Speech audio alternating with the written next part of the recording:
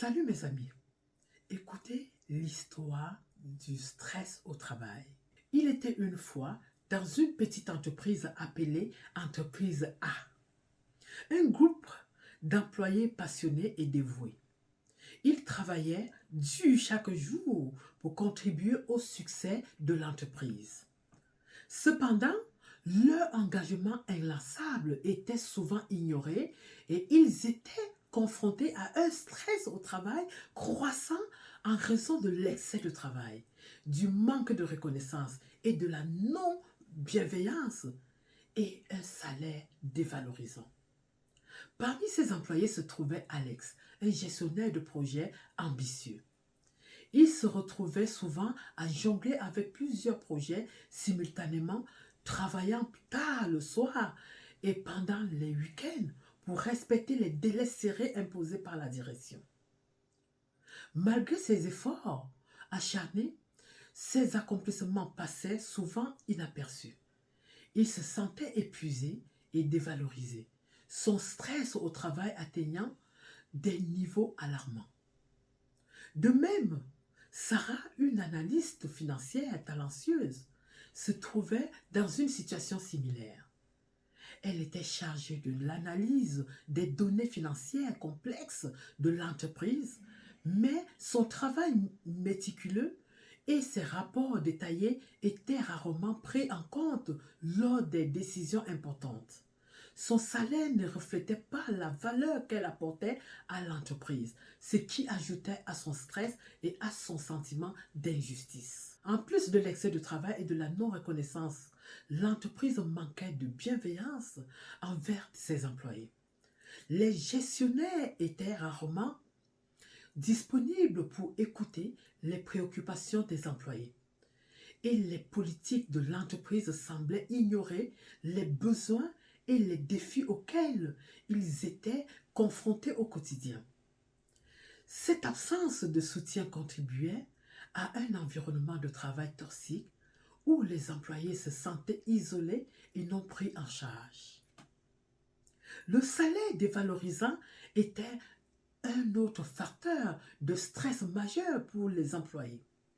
Malgré leurs compétences et leur dévouement, ils étaient rémunérés bien en deçà des normes du secteur. Ils se sentaient sous-payés et sous-estimés, ce qui ajoutait à leur frustration et à leur stress financier.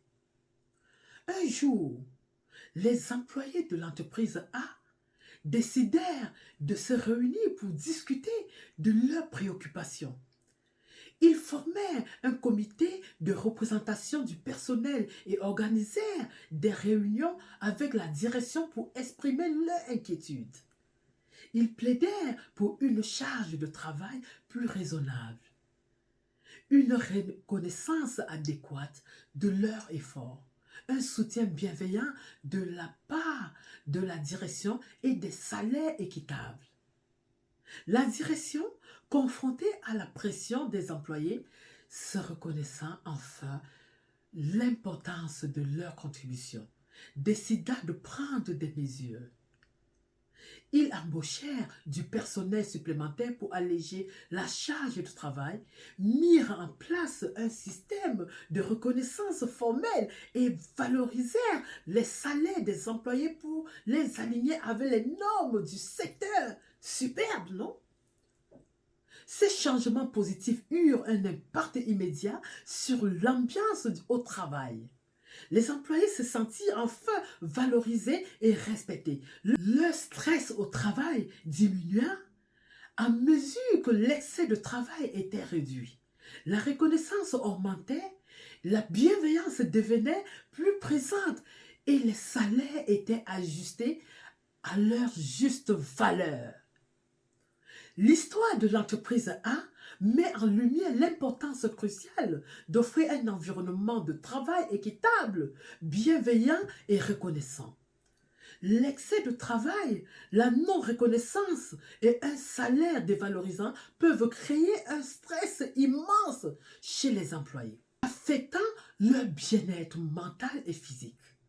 En prenant des mesures pour remédier à ces problèmes, les entreprises peuvent créer un environnement où les employés se sentent appréciés, soutenus et motivés, favorisant ainsi leur épanouissement professionnel et personnel. Ici, on échange, on donne et on prend. Sur ce, see you soon.